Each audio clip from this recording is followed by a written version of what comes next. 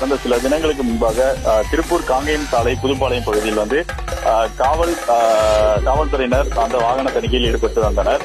இந்த நிலையில் குறிப்பாக காவல் சிறப்பு உதவி ஆய்வாளர் மோகன் அவர்கள் தலைமையில் அன்று வாகன தணிக்கையில் ஈடுபட்டிருந்த போது அங்கு வரக்கூடிய வாகனங்களை தொடர்ந்து சோதனை செய்து வந்த சூழ்நிலையில் குறிப்பாக அங்கு ஆடுகளை ஏற்றி வந்த வாகனம், அதாவது தற்பொழுது பண்டிகை காலம் என்பதால் ஆடுகளை அதிக அளவு ஒரு இடத்திலிருந்து மற்றொரு ஊர்களுக்கு கொண்டு செல்வது வழக்கமான சூழல் உள்ள நிலையில் அந்த ஆடுகள் கொண்டு வந்த அந்த வாகனத்தை சோதனை செய்துள்ளார்.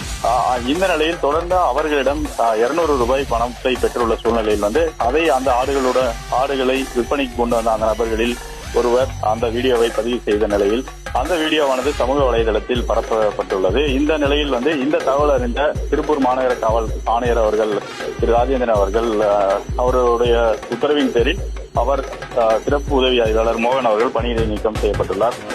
தொடர்ந்து காவல்துறை லஞ்சம் வாங்கிய சம்பவம் அந்த வீடியோ சமூக வலைதளங்களில் பரவி வரும் சூழலில் பெரும் அதிர்ச்சியை ஏற்படுத்தியுள்ளது.